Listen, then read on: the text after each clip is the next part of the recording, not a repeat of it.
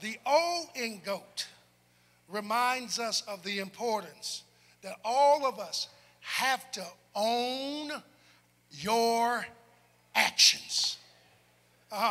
Own, let me say it one more time. Y'all talk to me now. I ain't going to be up here long.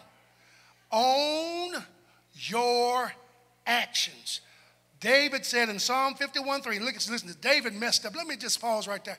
I'm glad that we have a faith where God can use messed up people.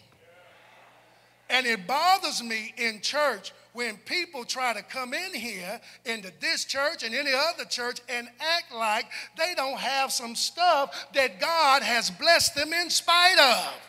Anybody glad that God can use messed up people? How many folk can testify, I messed up myself? Because, see, how many folk can say, I messed up today, messed up yesterday? But God uses messed up people to accomplish his purposes. Stop acting like you ain't got no problems.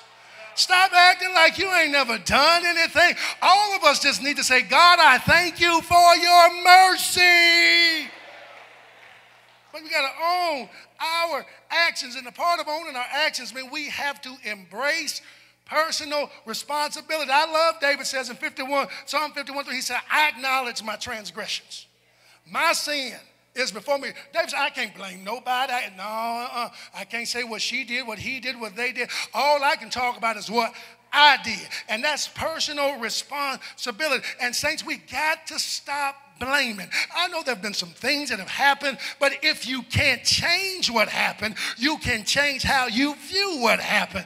And don't blame, don't get stuck in Blameville. Take personal responsibility that you're going to do something else different with your life, because I want you to know you do have the power to choose. Point at somebody and tell them you do have the power to choose. Point at one more person and tell them you do have the power to choose. And many of us learned it in school. Some learned it in Greek life.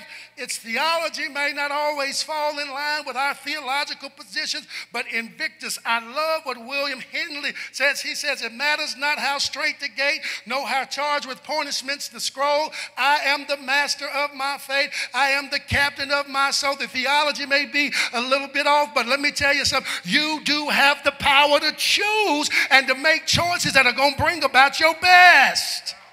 And that's why we got to consider. We have to consider. Are the consequences momentary?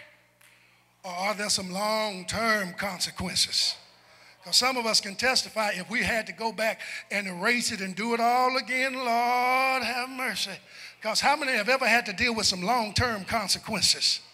But we have the power to choose. And let me tell you, y'all know me politically. I believe that there are good and great people on both sides of the aisle.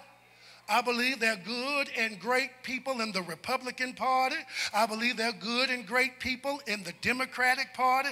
I believe there are good and great people who are independents. But let me tell you something. This week I was kind of scratching my head when our president was speaking before the United Nations, because for the president to get up and to have the unmitigated gall to say in these past 2 years his administration has done more than any other presidency in the history of the United States of America. We had presidents that brought us through the Depression. We had presidents that done brought us through world wars. We had presidents, y'all better say something in here to me. I know it may make some folk feel uncomfortable, but I'm going to tell the truth, because see, now what kind of arrogance? What about Abraham Lincoln them? And what?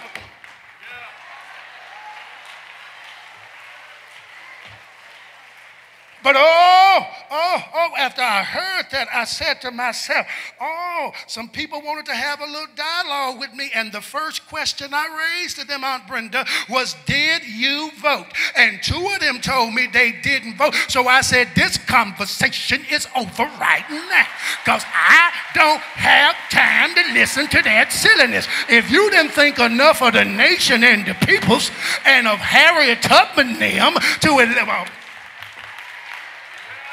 I know I'm talking right in here. I ain't talking about endorsing part. I'm talking about responsibility, especially if you got ebony on your hand and you can vote. We got to go vote because our people died for this vote here. And don't you ever think you need to, y'all better say something to me in this church, because we just around the corner from making some decisions and some choices.